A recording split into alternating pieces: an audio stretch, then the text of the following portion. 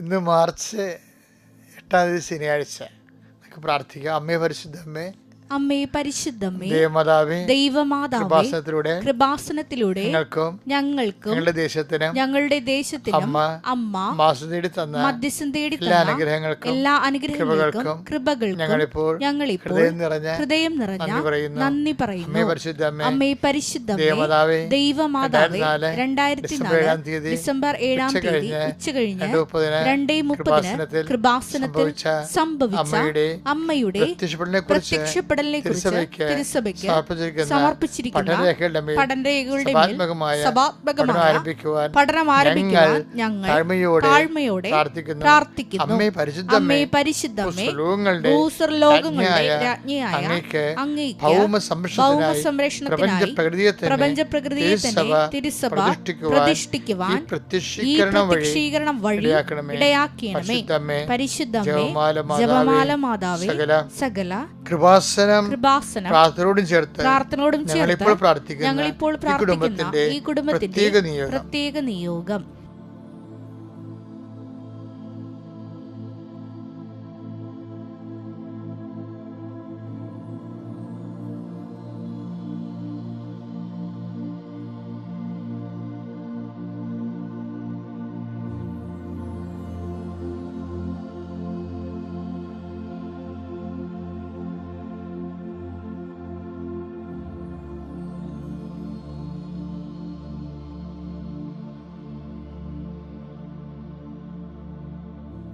അമ്മയുടെ പ്രത്യക്ഷീകരണത്തിന്റെ ഈ അനുഗ്രഹവേളയിൽ ഞങ്ങൾക്ക് സാധിച്ചു തരുവാൻ കനിയണമേ.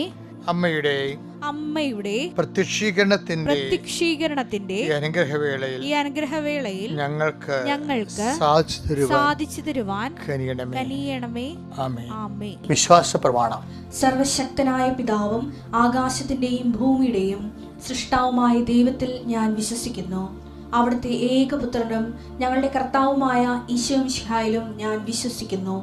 ഈ പുത്രൻ പരിശുദ്ധാത്മാവിനാൽ ഗർഭസ്ഥനായി കന്യകാമറിയത്തിൽ നിന്ന് പിറന്ന് പൊന്തിയോസ് പീലാത്തോസിന്റെ കാലത്ത് പീഡകൾ സഹിച്ച് കുരിശിൽ തറയ്ക്കപ്പെട്ട് മരിച്ച് അടക്കപ്പെട്ട് പാതാളങ്ങളിൽ ഇറങ്ങി മരിച്ചവരുടെ ഇടയിൽ നിന്ന് 3-ാം നാൾ ഉയർത്ത് സ്വർഗത്തിലേക്ക് എഴുന്നള്ളി സർവശക്തിയുള്ള പിതാവായ ദൈവത്തിന്റെ വലതുഭാഗത്തിരിക്കുന്നു.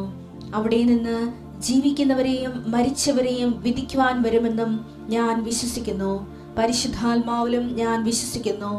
വിശുദ്ധ കത്തോലിക്കാ സഭയിലും പുണ്യവാന്മാരുടെ ഐക്യത്തിലും പാപങ്ങളുടെ മോചനത്തിലും ശരീരത്തിന്റെ ഉയർപ്പിലും നിത്യമായ ജീവിതത്തിലും ഞാൻ വിശ്വസിക്കുന്നു. ആമേൻ. സുഖസ്ഥനായ ഞങ്ങളുടെ പിതാവേ, അങ്ങയുടെ നാമം പൂജിതമാകണമേ.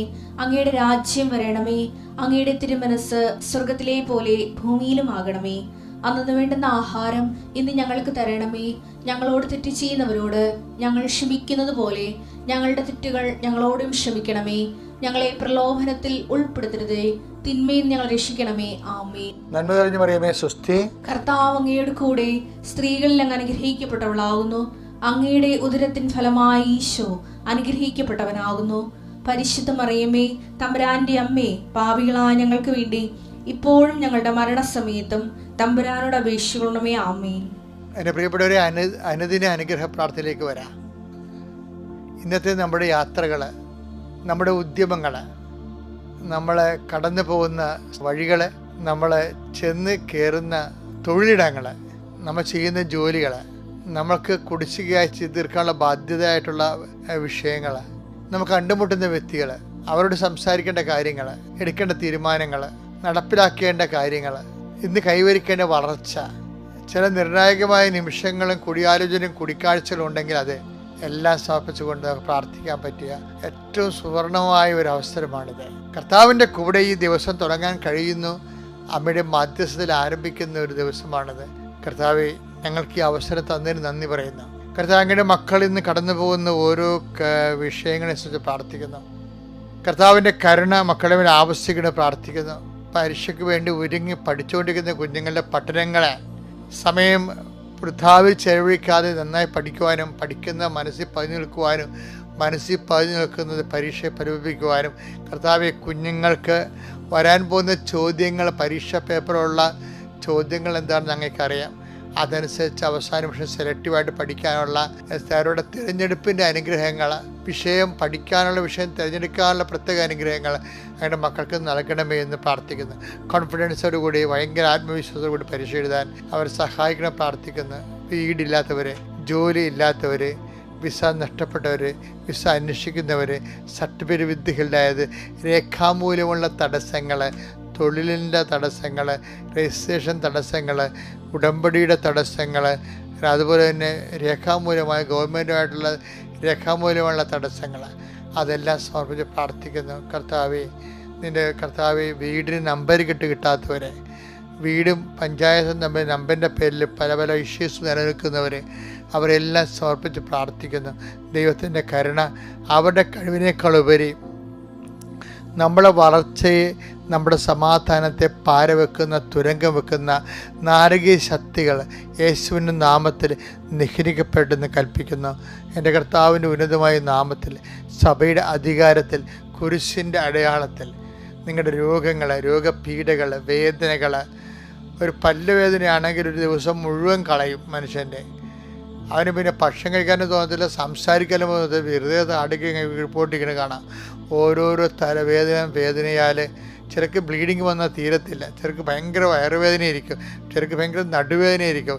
ഇങ്ങനെ ഏതെല്ലാം സ്ഥലങ്ങളിൽ വേദനയുണ്ട് അവിടെയെല്ലാം കർത്താവിൻ്റെ തിരുമുറുവാർന്ന് വലതുകരം വെച്ചുകൊണ്ട് വേദനയിൽ നിന്ന് രക്ഷപ്പെടാനും സമാധാനത്തോടെ നിന്ന് ജീവിക്കാനും ദൈവത്തിൻ്റെ കരുണകൾ ആവശ്യിക്കട്ടെ. മക്കളെക്കുറിച്ച് വേദനിക്കുന്ന മാതാപിതാക്കന്മാർ, മക്കളുടെ ദുർനടപ്പ് കൊണ്ടും കുഞ്ഞുമക്കളുടെ രോഗങ്ങൾ കൊണ്ടും മക്കളുടെ കാര്യങ്ങൾ ചെയ്തു തീർക്കാൻ പറ്റുന്നില്ല എന്നുള്ള ആവലാതി കൊണ്ടും വിഷമിക്കുന്ന മാതാപിതാക്കന്മാരുണ്ട്.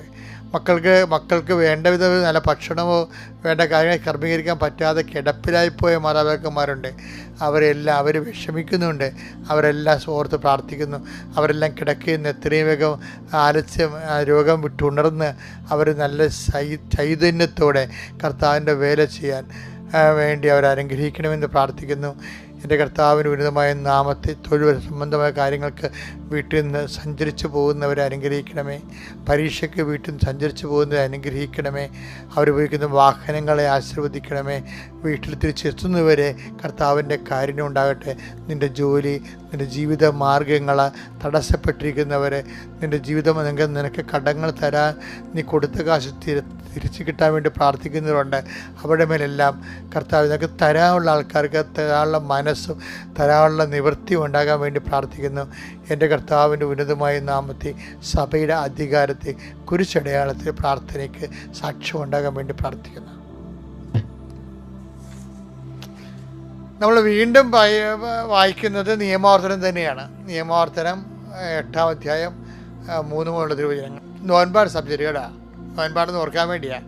അവിടുന്ന് നിങ്ങളെ എളിമപ്പെടുത്തുകയും വിശപ്പറിയാൻ വിടുകയും നിങ്ങൾക്കും നിങ്ങളുടെ പിതാക്കന്മാർക്കും അപരിചിതമായിരുന്ന മന്ന കൊണ്ട് നിങ്ങളെ സംതൃപ്തരാക്കുകയും ചെയ്തത് അപ്പം കൊണ്ട് മാത്രമല്ല കർത്താവിന്റെ നാവിൽ നിന്ന്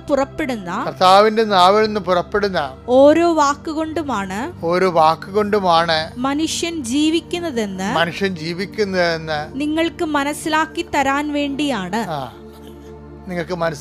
വേണ്ടിയാണ്. ബൈബിളിന്റെ ഒരു വാട്ടർമാർക്ക് എന്ന് പറയുന്നത് എന്ന് വെച്ച് കഴിഞ്ഞാൽ, ബൈബിള് മുന്നോട്ട് വെക്കുന്ന ഒരു സമീപന രീതിയുണ്ട്. എന്താണെന്നറിയാമോ? Not by merit. രക്ഷാകര പ്രിൻസിപ്പിൾ വർക്കൗട്ട് ചെയ്യേണ്ടത് ഈ ഒരു ഫോർമുലയിലാണ്. എന്താണ്? Not by merit but by grace. ഇപ്പോൾ എല്ലാ ഉടമ്പടി എടുത്ത് എല്ലാവരും കാണാപ്പാടം പഠിച്ചിരിക്കുന്നത് എന്താണ്? എഫേസ്യൻസ് 2:8 എന്താണ്? ഞങ്ങളുടെ കഴിവ് കൊണ്ടല്ല, അങ്ങയുടെ കരുണ കൊണ്ട്. അത് ബൈബിൾ സംസ്കാരത്തിൻ്റെയും സമ്പ്രദായത്തിൻ്റെയും ഒരു സമ്യക് രൂപമാണ്. എന്താ കാര്യം? അതാണ് അപ്പം കൊണ്ട് മാത്രമല്ല, അതാണ് നോട്ട് ബൈ മെറിറ്റ്. എന്താ? ദൈവത്തിൻ്റെ വായിൽ നിന്ന് വീഴുന്ന ഓരോ വചനം കൊണ്ട് കൂടിയാണ്, ബട്ട് ബൈ ഗ്രേസ് അല്ല. എല്ലാവരും ഈ ഓരോരോ സ്ഥലത്തും ഓരോ ഫോർമുല ഉണ്ടെങ്കിലും അതൊരു സാരാംശത്തിൽ എല്ലാം ഒന്ന് തന്നെയാണ്. എന്താണ്? അത് തന്നെയാണ് ഈശോ പറയണത്, എന്നെ കൂടാതെ നിങ്ങൾക്ക് ഒന്നും ചെയ്യാൻ സാധ്യമല്ല. Take the word of God. Yohannan 15:5 എന്നെ കൂടാതെ നിങ്ങൾക്ക് ഒന്നും ചെയ്യാൻ കഴിയുകയില്ല. കഴിയുകയില്ല. എന്ന് വെച്ചാൽ എന്തിനാണ് എന്നെ കൂടാതെ പറയണത്? നമുക്ക് എന്തെല്ലാം കാര്യം ചെയ്യാൻ പറ്റും, എല്ലാം കർത്താവ് കൂടിയാണ്. അല്ല, ജഡിക കാര്യങ്ങൾ ഒക്കെ നമുക്ക് ചെയ്യാം. പക്ഷെ ദൈവഹിതപ്രകാരമുള്ള കാര്യങ്ങൾ ചെയ്യണമെങ്കിൽ ആത്മാവിൻ്റെ വിവേചനം വേണ്ടേ, ഏകമധ്യസ്ഥനായ കർത്താവിൻ്റെ മാധ്യസ്ഥ്യം വേണ്ടേ? അതാണ് അതുകൊണ്ട് ദൈവഹിതപ്രകാരം ജീവിക്കണമെങ്കിൽ ഞങ്ങൾ എന്ത് ചെയ്യണമെന്ന് ചോദിക്കണില്ലേ?